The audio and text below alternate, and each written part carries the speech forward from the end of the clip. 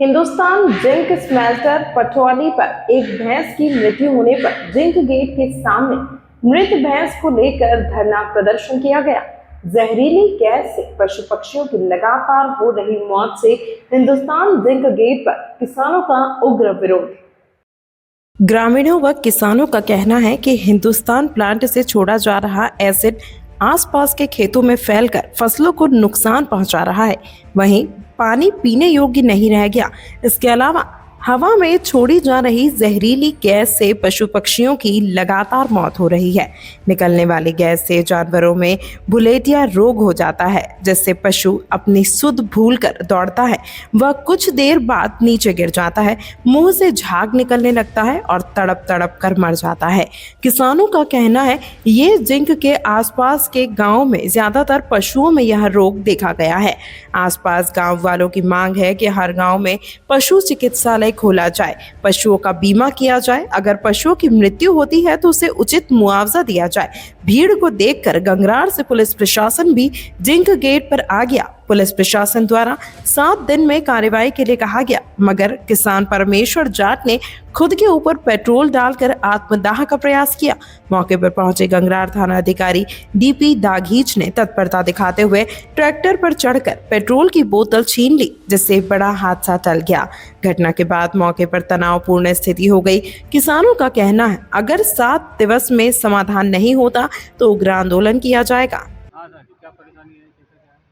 हमारे आसपास के गांव में हिंदुस्तान जिंक की वजह से जहरीली जो गैस आ रही ना, उनकी वजह से भुनेटिया रोग आता है। जो भुनेटिया रोग से जो गाय भैंस मर जाती है, बार बार हम उनको दूध तक, ये हमारे किसान पशुपालन तक नहीं कर पा रहे हैं। तो हम प्रशासन से और जिंक प्रबंधन से यही करते हैं कि अगर आज के बाद कोई भुनेटिया नाम से अगर कोई पशु मरता है तो उनका उचित मुआवजा दिया जाए। अगर ये अगर नहीं मानता है प्रबंधक, आज जिंक प्रबंधक नहीं मानते हैं तो मैं आत्महत्या अदा करूंगा आज। ये इसके अलावा और मैं कुछ नहीं कहना चाहता हूँ। अभी तक इन्होंने क्या बताया? कुछ नहीं, अंदर कोई बात करने गए हैं, वो बता रहे हैं, हम बता रहे हैं। अगर नहीं बता पाते हैं तो फिर हम मरने के लिए तैयार हूँ।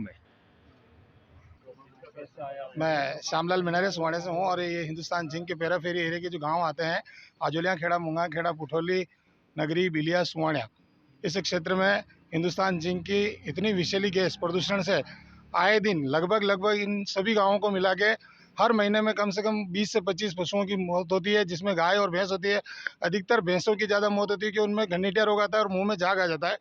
ये रोग विगत कई वर्षों से इस हिंदुस्तान जिंक की विषैली गैस की वजह से इस क्षेत्र के पशुओं में फैलता है, लेकिन हिंदुस्तान जिंक तानाशाही रवैया अपनाता है और एक प्रशासन के डर बता करके आम किसानों को यहाँ डरा धमका करके वापस भेज दिया जाता है और उनकी कोई सुनवाई नहीं होती है। कितनी बार पहले भी हमने प्रदर्शन कर चुके हैं। एक बार तो गेट के अंदर तक भैंस एक किसान के परिवार के लेके गए थे, उनको भी डरा धमका कर भेज दिया गया और सिर्फ इतना कहा कि हम पोस्टमार्टम रिपोर्ट करा देते हैं, उसके बाद जो रिपोर्ट आएगी उस आधार पर कार्रवाई की जाएगी। लेकिन वो कार्रवाई के नाम पर थोड़ी कार्रवाई होती है, कोई कार्रवाई होती नहीं, क्योंकि रिपोर्टें करने वाले जो लैब होती है उन लैबों में इन हिंदुस्तान जिंक का इतना दबदबा रहता है कि वो आम किसान की रिपोर्ट बाहर उजागर ही नहीं होने देते हैं। इसलिए किसान भाई पशुपालन करना जो चाहते हैं, सरकार कहती है कि पशुपालन से किसानों की आय में वृद्धि होगी, लेकिन यहाँ पशुपालन क्या है, मतलब हिंदुस्तान जिंक ने तो लाइसेंस ले रखा है पशुओं को मारने का, इतना मतलब हम कह सकते हैं, क्योंकि इतनी इस क्षेत्र में पशुओं की मौतें होती है जिसका कोई धनी धोरी नहीं। बेचारा किसान परेशान होता है, 1-1 लाख रुपए की भैंस लेके आता है अपने परिवार की आजीविका चलाने के लिए, और अगर कोई प्रदर्शन करने आता है तो हिंदुस्तान जिंक के अधिकारी इतना दबाव बनाते हैं कि अगर किसी का भाई अगर वीडियो में नजर आ जाता है उसके भाई का गेट पास कैंसिल कर दिया जाता है। तानाशाही रवैया इतना अपनाता है हिंदुस्तान जिंक।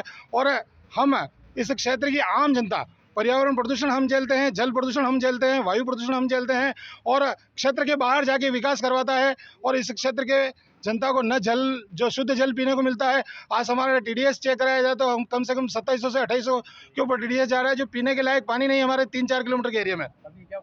अभी इसके बारे में अभी तक कुछ बोला नहीं है। ये सब आए अंदर बैठे हैं और बातचीत चल रही है। तो हमारी तो ये मांग है कि इस क्षेत्र के जितने भी पेरा फेरी हिंदुस्तान जिंक के एरिया में जो गाँव आ रहे हैं, उन गाँवों के समस्त किसानों के, किसान परिवार का भी मुआवजा जो हिंदुस्तान जिंक द्वारा इंश्योरेंस करवाया जाए, और किसानों की जितनी भी मवेशी है प्रत्येक मवेशी का सरकार द्वारा जो मुआवजा वो जो इंश्योरेंस होता है अलग, लेकिन हिंदुस्तान जिंक के द्वारा ऐसी पॉलिसी बनाई जाए कि प्रत्येक किसान के परिवार को उसके जितने मवेशी है उन सभी मवेशियों का इंश्योरेंस 100% इंश्योरेंस हो, और 100% उस इंश्योरेंस की वजह से उनको मुआवजा ऐसी चाहे हिंदुस्तान जिंक दे चाहे बीमा पॉलिसी दे, लेकिन ये इस क्षेत्र की किसानों के हित के लिए ये इनको करना पड़ेगा। नहीं करेंगे तो आज छोटा कदम है, कल इससे उग्र आंदोलन किया जाएगा और सैकड़ों किसानों को साथ में लेके हिंदुस्तान जिंक के बाहर धरना प्रदर्शन देना पड़ेगा तो भी देंगे।